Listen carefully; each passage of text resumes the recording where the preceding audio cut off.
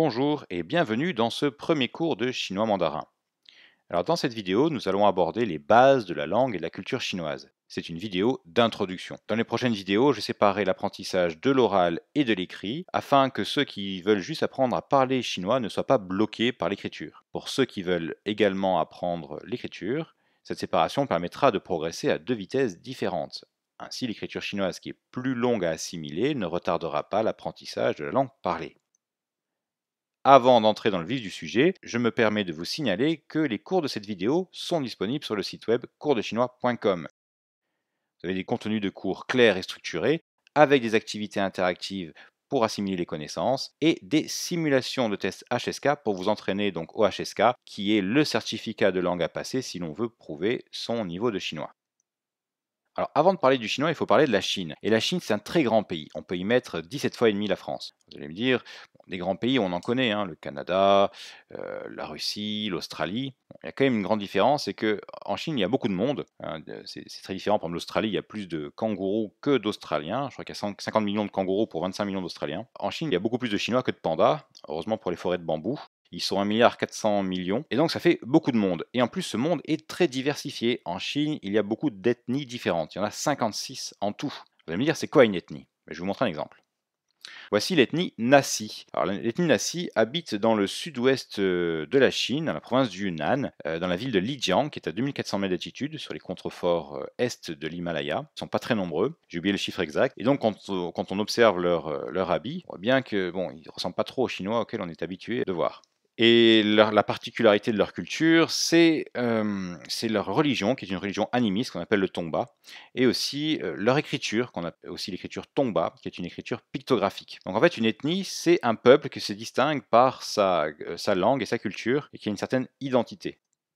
Donc, comme je vous le disais, en Chine, il y a 56 ethnies. Les plus connues sont les Tibétains, les Ouïghours, qui est une population turcophone du nord-ouest de la Chine, les Coréens, alors les Coréens qui ont toujours, parce qu'il y a les Coréens de Corée, mais il y a des Coréens qui sont en Chine depuis, je dirais, presque toujours, eh bien, ils sont considérés comme une ethnie. Pour nous, ça nous semble un peu bizarre, on dit, mais les Coréens, hein, ils parlent coréen, ils mangent coréen, ils s'habillent coréen. Mais en Chine, ils font bien la distinction entre les Coréens qui sont nés en Corée, qui ont habité en Corée, et les Coréens qui sont nés, je dirais, même depuis longtemps en Chine, et qui sont considérés donc chinois, mais d'ethnie coréenne. Même remarque pour les Mongols, qui ont leur pays juste au-dessus, mais ceux qui sont en Chine eh bien, sont considérés comme chinois d'ethnie mongole. Là encore une minorité intéressante, c'est les Hui, donc ils n'ont plus leur langue à eux. Par contre, leur particularité, c'est d'être religion musulmane et d'avoir une excellente gastronomie. Ils habitent dans le centre de la Chine. Ils ont aussi un style d'art martial particulier à eux. Il y a les Kazakhs dans le nord-ouest de la Chine. Et enfin, dans le sud-ouest de la Chine, il y a plein de petites ethnies. Donc là, par exemple, on a les Bai, les Yi et les Miao, pour parler des trois plus connus. Et enfin, en Chine, nous avons l'ethnie dominante qui est les Han. Alors, les Han, quand on parle des Chinois, en fait, on pense aux Han. Il faut bien garder à l'esprit qu'en Chine, il y a les Chinois parce qu'ils sont nés en Chine, ils habitent en Chine, et il y a les Chinois Han qui ont donné la langue et la culture que l'on connaît sous le nom de langue et culture chinoise. Donc, quand on apprend le chinois, on apprend la langue de l'ethnie Han, qui est l'ethnie majoritaire en Chine. Et le problème, c'est que déjà, il y avait beaucoup de langues en Chine par la diversité ethnique, mais chez les Han, il y a aussi encore une grande diversité linguistique. Là, nous avons une carte des différents dialectes chinois. Alors, il y a plusieurs classifications, hein, 4, 6, 8, 16, enfin j'ai oublié. Le plus souvent retenu, c'est 8, mais je vous dis, honnêtement, hein, je vous dis, si vous allez dans la région du Jiangsu, là, qui est jaune sur la carte, qui est par le dialecte qui est relié au dialecte de Shanghai, le dialecte Hu, eh bien, vous allez d'une ville à un autre, ou même parfois d'un village à un autre, les Chinois ne se comprennent pas. Je connais même une ville où il y a deux dialectes, parce que ça a englobé deux anciens villages, et donc dans la ville même, il y a deux dialectes. Donc les gens se comprennent plus ou moins, mais ça reste quand même ça reste très différent. Et donc, pour unifier tout ça, il va falloir une langue commune. Et la langue commune, c'est le chinois mandarin. En chinois, on dit ça le putonghua, qui veut dire la langue de communication commune. Alors pourquoi on appelle ça le chinois mandarin?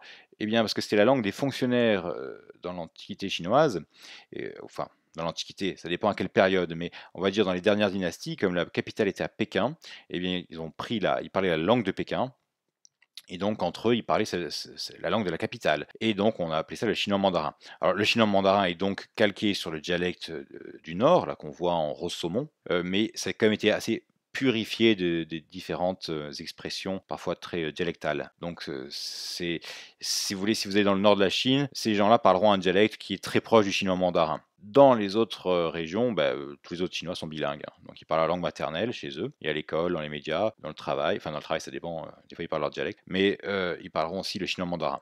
Donc maintenant, dans toute la Chine, tout le monde presque parle le chinois mandarin. Il faut vraiment aller dans des endroits très isolés, en montagne. Ça m'est arrivé, moi, dans la montagne, j'étais avec un Chinois, et je lui ai dit, bah, tiens, on était un peu perdus, donc j'ai dit, bah, tiens, on va demander notre chemin. Il m'a dit, mais t'es complètement fou, ils vont pas nous comprendre. J'ai quand même essayé, effectivement, ils n'ont pas compris, donc on s'est bien perdu, c'était assez amusant. Et donc là, bon, évidemment, c'est des gens qui fréquentaient pas trop la ville et la civilisation, hein. Mais bon, en général, en Chine, tout le monde au moins comprend le mandarin et le parle en général assez bien. Peut-être les petits vieux ont un très fort accent, mais sinon, tous ceux qui ont plus de 50, moins de 50 ans, pardon, le parlent assez bien. Donc, le mandarin a une écriture qui n'indique pas la prononciation. Alors, j'ai marqué entre parenthèses ou très rarement et jamais précisément, car des fois certains caractères apportent je dirais la finale de la syllabe. Nous verrons ça si vous voulez étudier l'écriture chinoise. Nous verrons que dans certains caractères chinois, il y a des composants qui donnent une petite indication de la prononciation, mais c'est jamais précis. Donc, si je vous donne par exemple une phrase en caractères, c'est impossible de la lire, il n'y a pas d'alphabet, donc là, d'ailleurs les Chinois avec des dialectes différents peuvent très bien lire le chinois, mais ils lisent avec chacun avec son dialecte, et donc il y a que sa prononciation. Pourtant, tout le monde peut comprendre l'écriture, mais l'oral sera complètement différent. Donc pour pallier à ce problème, on utilise une transcription phonétique, le pinyin, qui signifie en chinois épelé, on prononce ça pinyin. C'est la transcription officielle de Chine depuis les années 50.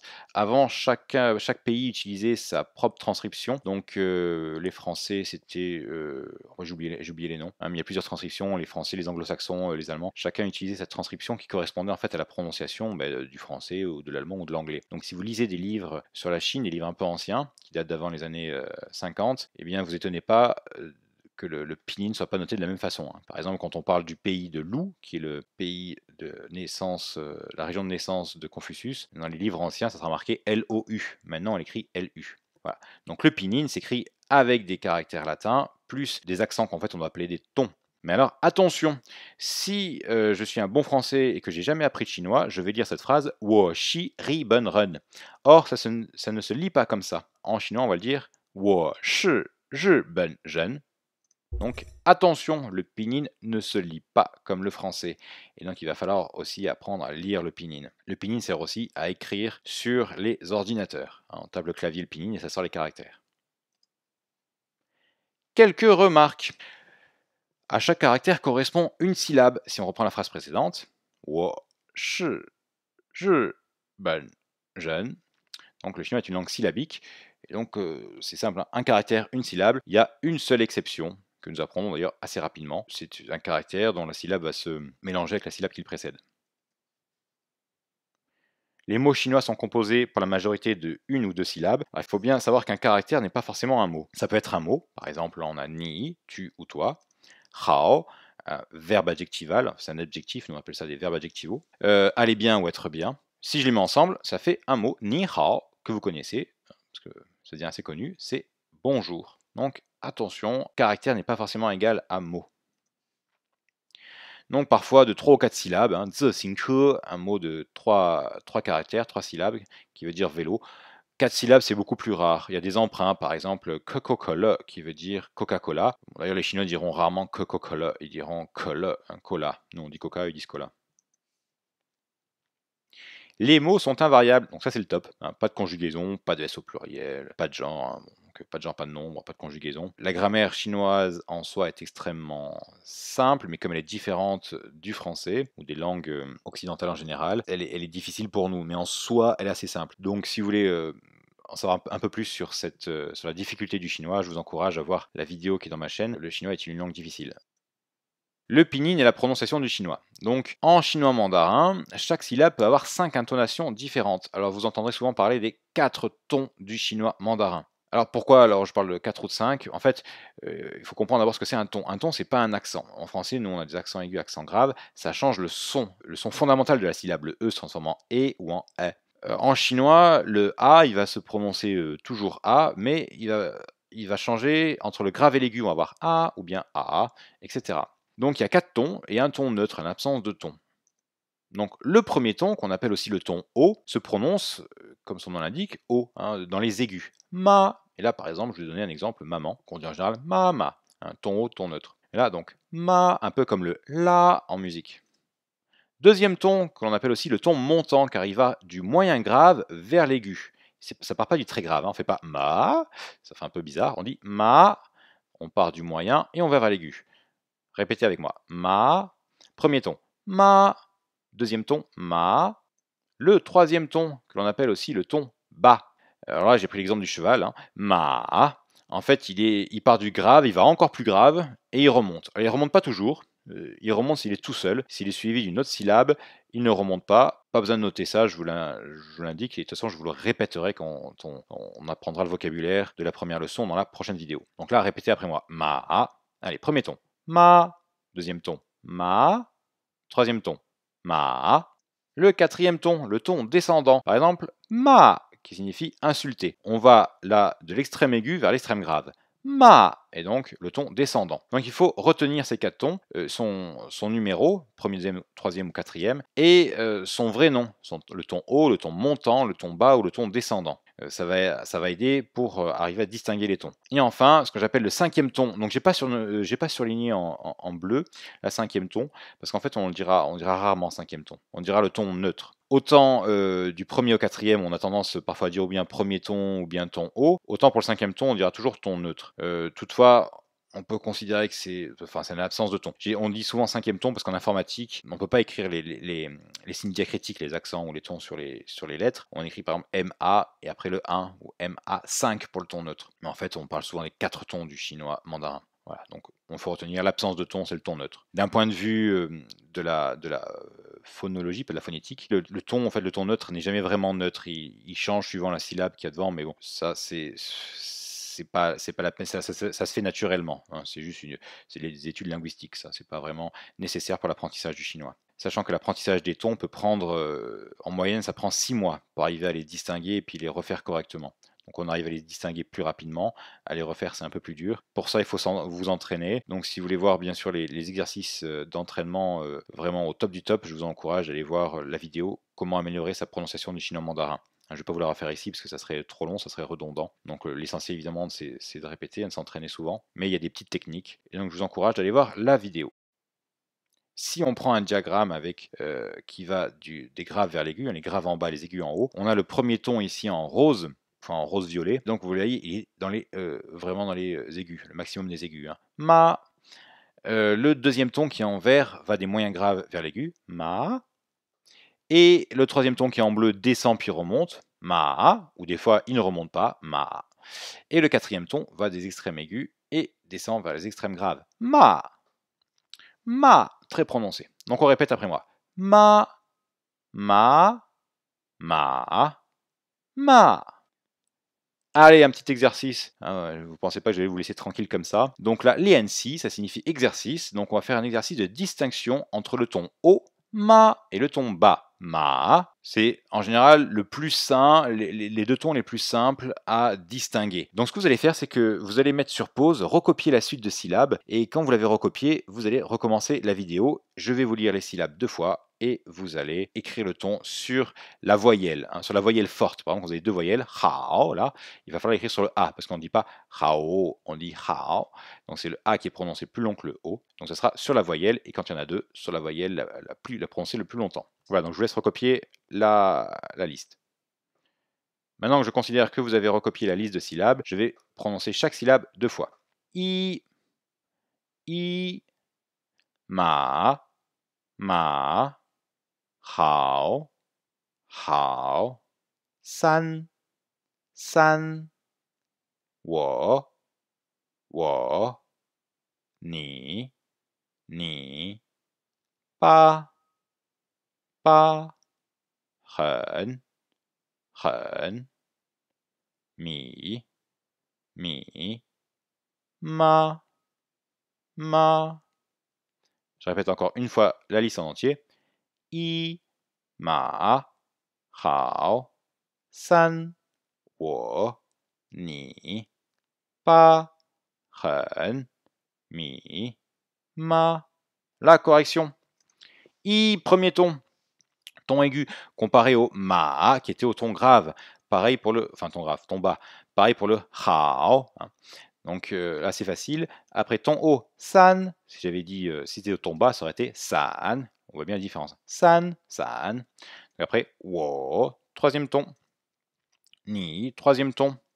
Pa dans les aigus, premier ton. Ton haut, ren, ton bas. Mi, ton bas.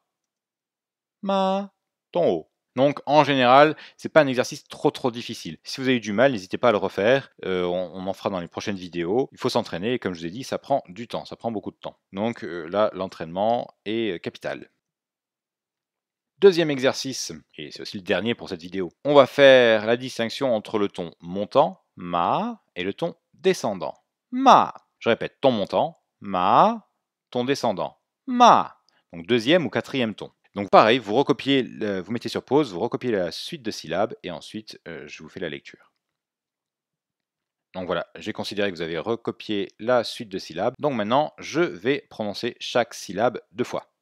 Zai, zai, ma,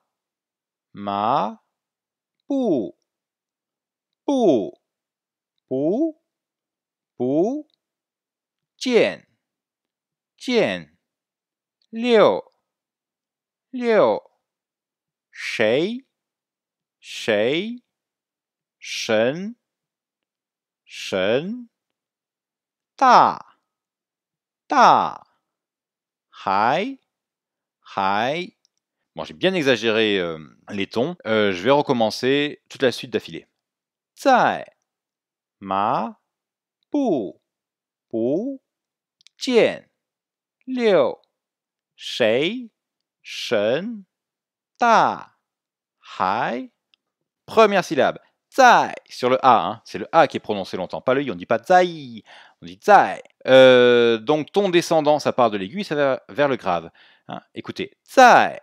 Si c'est le ton montant, ça aurait été zai, et là j'ai bien dit zai. L'inverse pour ma, on part du moyen grave et on va vers l'aigu. Ma. Là les pou, on a les deux différents. Donc descendant, pou, et montant, pou. Vous voyez bien la différence? Pou, pou. Jian sur le A, hein, c'est pas jian, c'est jian. Le A se prononce N ici, j'expliquerai ça dans les prochaines vidéos, quand on étudiera le vocabulaire. Donc là, descendant. Pareil pour liu, sur le U là, hein, pas sur le I. On dit pas liu, on dit liu. En fait, le U se prononce comme OU, on entend presque comme un O. Hein. Liu, descendant. Et enfin là, shei, montant. Shei, montant. Pareil pour shen, montant. Ta, descendant. Hai, montant. Alors là, avec ma petite expérience de plus d'une dizaine d'années de prof, je peux vous dire que le nombre d'erreurs, de personnes qui se trompent au deuxième exercice est beaucoup plus élevé qu'au premier exercice. Et très souvent, ce qui est amusant, c'est que certaines personnes, c'est peut-être votre cas, inversent les deux. Hein, ils ont tout inversé, montant et descendant. Donc ça, c'est pas très grave. J'avais une prof de vietnamien qui, elle, qui enseignait le vietnamien à la fac, et qui, elle, entendait toujours à l'envers. Elle disait, moi je comprends pas, sur le vietnamien il y a 5 tons, si je me souviens bien, ou 6 tons, j'ai oublié. Et donc il y a aussi un ton montant et un ton descendant. Et elle disait que pour elle, elle entendait le descendant, elle entendait montant. Donc écoutez, si c'est difficile, ne vous inquiétez pas, hein, ça viendra avec l'oreille. Ceux qui sont plus visuels, eh bien, essayez de visualiser les tons, ça aide. Ceux qui sont plus auditifs, eh bien, vous allez le faire à l'oreille, ça sera plus facile pour vous. Le but, c'est de s'entraîner. Donc je vous encourage vraiment à aller voir cette vidéo pour améliorer sa prononciation du chinois mandarin. Voilà, donc pour cette vidéo, c'est terminé. Là, vous voyez les deux caractères qui veulent dire merci. Hein, c'était pour vous encourager aussi à apprendre l'écriture. C'est un caractère assez difficile, hein, je vous le dis tout de suite. Vous voyez qu'il y a beaucoup de traits, mais c'est tout à fait faisable. Alors, dans la prochaine vidéo, nous allons aborder la prononciation, donc la phonétique du vocabulaire de la première séquence et de la grammaire. Et dans la vidéo d'après, on étudiera le vocabulaire, l'écriture, ce qui permettra de réviser bien sûr le vocabulaire et aussi de réviser la grammaire, pour ceux qui veulent apprendre l'écriture, bien sûr. Donc voilà, je vous remercie. Hein, les deux caractères, c'est si et si qui veut dire merci. Et je vous dis à la prochaine.